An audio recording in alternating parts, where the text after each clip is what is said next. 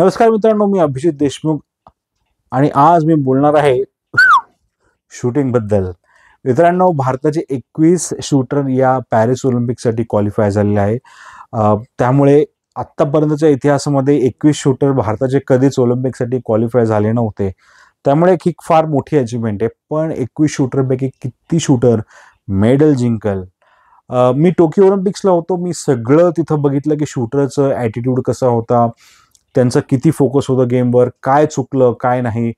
Tokyo Olympics खरंच disaster होतं. म्हणजे रिओ ऑलिम्पिक्सला तरी अभिनव बिंद्रा हा फायनलमध्ये पोहोचला आणि क्वालिफाईंग ब्रॉन्झ मेडलला तो अगदी थोडक्यात हरला. पण टोकियो ऑलिम्पिकमध्ये तसं झालं नाही. फक्त एकच खेळाडू फायनलपर्यंत पोहोचला, सौरभ चौधरी, आणि तो सुद्धा 7वा आला. तर शूटिंग असा स्पोर्ट्स आहे की त्यात तुमचं मेंटल प्रेशर खूप मॅटर करतं. नो डाऊट तुम्ही एशियन गेम्स गोल्ड मेडल्स असेल, कॉमनवेल्थमध्ये तुम्ही मेडल जिंकले असेल, वर्ल्ड चॅम्पियनशिपमध्ये मेडल मला असं वाटतं जर तुम्ही जिंकले असेल तर तुम्हाला तेवढंच कॉम्पिटिव्हनेस ऑलिम्पिक्समध्ये जाणवतं. पण कॉमनवेल्थ गेम्स आणि एशियन गेम्स तुम्ही जर मेडल जिंकले असेल तर इथं मेडल जिंकणं सुद्धा सोपं आहे असं अजिबात नाही. ऑलिम्पिकचं प्रेशरच खूप वेगळं आहे. पण जर बोलायचं झालं असतं, मला असं वाटतं की काही असे शूटर आहे जे फायनलपर्यंत पोहोचू शकेल. मेडल जिंकणार का नाही हे अवघड आहे, पण काही खेळाडूंकडनं पदकांची अपेक्षा आहे. Sift Kaur Samra 50 metre rifle 3 position इव्हेंटमध्ये महिलांमध्ये पार्टिसिपेट करते. तिच्याकडनं अपेक्षा आहे कारण की तिनं खरंच मागच्या काही वर्षामध्ये खूप उत्कृष्ट परफॉर्मन्स केलेले आहे. पंजाबची ती शूटर आहे.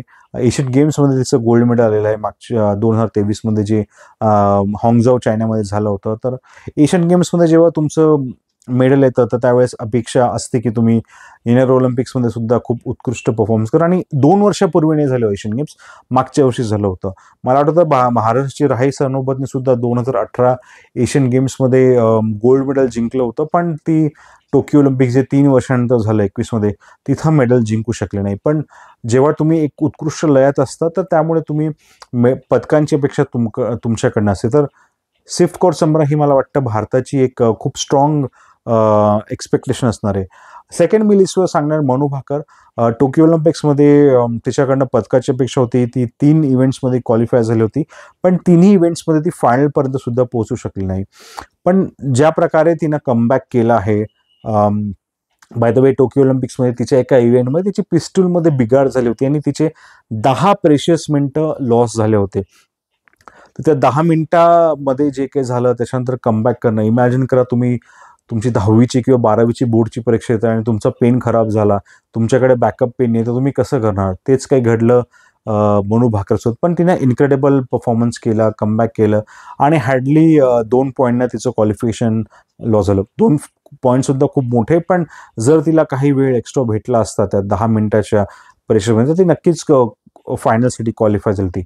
पण तो एक्सपिरियन्स तिला पॅरिस ऑलिम्पिक्समध्ये नक्की कामाला येईल.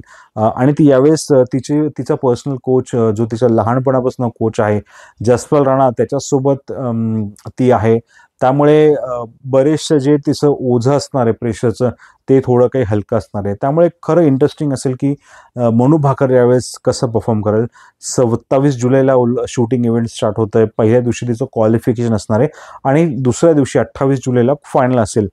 यावेळेस ऑलिम्पिक्समध्ये शूटिंगला खरं वेगळं आहे, कारण की नॉर्मली असं होतं की ज्या दिवशी तुमचं क्वालिफिकेशन असणार आहे त्याच दिवशी तुमचं एक काही घंट्याच्या अंतरानंतर फायनल मॅच असतं. पण यावेळेस तसं नाही आहे. काही इव्हेंट्सचे फायनल दुसऱ्या दिवशी येतं. त्यामुळे खरं बघण्यासारखं असेल की जी शूटर क्वालिफाय होणार आहे फायनलसाठी त्यांना झोप लागणार आहे का नाही.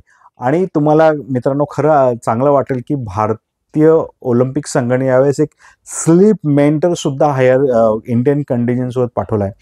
तर स्लीप मेंटर जेव्हा असेल, कदाचित ज्या खेळाडूंना फायनलच्या पूर्वीची जी गूज बम्स आहे किंवा झोप येत नाही आहे, जी नर्वसनेस आहे, त्याच्यासाठी स्लीप एक्सपर्टसुद्धा आहे, मेंटर आहे. तर त्यामुळे खरंच खूप इंटरेस्टिंग असणार आहे. याच्याव्यतिरिक्त काहीसुद्धा असे शूटर्स आहेत जसं Anish Bhanwala 25 metre rapid pistol इव्हेंटमध्ये.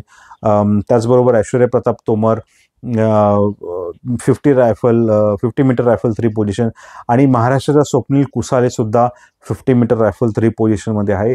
स्वप्नीलकडनं मेडलची अपेक्षा करणं थोडंसं अवघड आहे. पण तरी ज्यावेळेस तुमच्यावर अपेक्षांचं ओझं नाही आहे त्यावेळेस तुम्हाला परफॉर्म करणं स्लाइटली सोपं जाऊ शकतं. आणि हू नोज, प्रत्येक ऑलिम्पिक्समध्ये भारताचा एक असा ॲथलीट राहिलेला आहे ज्याने अपेक्षा नसताना मेडल जिंकले. 2000 टोकियो ऑलिम्पिक्समध्ये लवलिना बोर्गेन असं नाव होतं. 2016 मध्ये साक्षी मालिक, विजय सिंगचं नाव 2012च्या ऑलिम्पिक्समध्ये होतं. त्यामुळे अशी काही शूटर्स असतात, असे काही खेळाडू आहे ज्यांच्याकडनं पदकाची अपेक्षा नाही आहे, पण ते पदक जिंकू शकतात. तर कदाचित स्वप्नील सुद्धा तो एक्स फॅक्टर असू शकतो. 21 शूटर्सचा आपला जो संघ आहे तो मला वाटतं उत्कृष्ट आहे. पण जर एकही मेडल जिंकू शकले नाही तर मला हे सरप्राईज नसणार आहे, कारण की काही शूटर्स चांगले आहे, पण वर्ल्ड क्वालिटीचे आहे का नाही हे प्रूव्ह होईल. जर वर्ल्ड चॅम्पियनशिपमध्ये मेडल आलं असतं तर कदाचित हे सांगणं सोपं झालं असतं की खरंच ही खेळाडू आहे जे वर्ल्ड क्लास आहे आणि मेडल ऑलिम्पिक्समध्ये जिंकू शकता. पण सध्याच्या घडीला सांगणं थोडंसं अवघड आहे, कारण की ज्या दिवशी परफॉर्मन्स असणार आहे, फायनल असणार, त्या दिवशी खेळाडू कसं परफॉर्म करता, प्रेशर कसं हँडल करता, यावर सगळं डिपेंड असणार आहे.